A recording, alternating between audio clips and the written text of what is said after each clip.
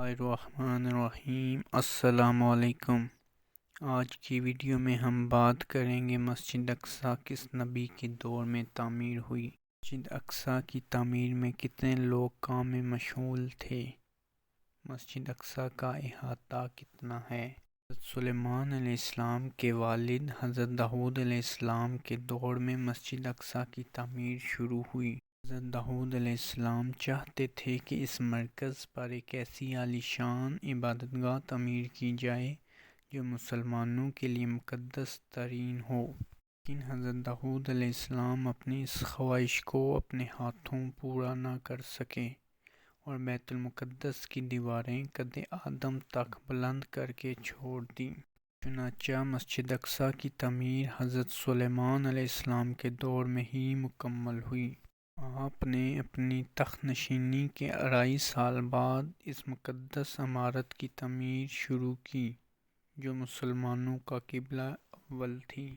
سلیمان علیہ السلام نے انسانوں اور جنوں کو عمارت جلد سے جلد بنانے کا حکم دیا، چنانچہ 1,00,000 سنگ تراش اس کی تعمیر میں لگ گئے۔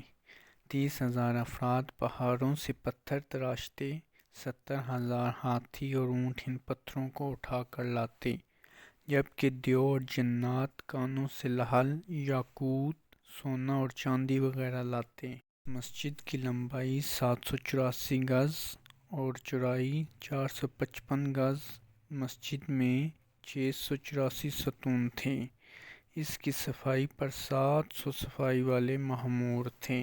اس مسجد کی تمام زمین میں ایک ہاتھ بھی ایسی جگہ نہیں ہے جس پر کسی پیغمبر نے نماز نہ پڑھی ہو یا کسی فرشتے نے قیام نہ کیا ہو۔ حضرت سلیمان علیہ السلام کی وفات کا وقت قریب آیا تو مسجد کی تعمیر مکمل نہیں ہوئی، چنانچہ حضرت سلیمان علیہ السلام نے اللہ کے حضور عرض کی، یا باری تعالیٰ، اس وقت بیت المقدس کی تعمیر مکمل نہیں ہوئی، میرے انتقال کو جنات سے پوشیدہ رکھا جائے تاکہ بیت المقدس کی تعمیر مکمل ہو سکے۔ آپ کی دعا قبول ہوئی۔ جنات نے شیشے کے محل میں حضرت سلیمان علیہ السلام کے لیے ایک معبد تیار کیا تھا اور آپ اکثر یہیں عبادت الہی میں مصروف رہتے تھے۔ آپ اس میں تشریف لے گئے اور اپنے عصا کے سہارے کھڑے ہو گئے۔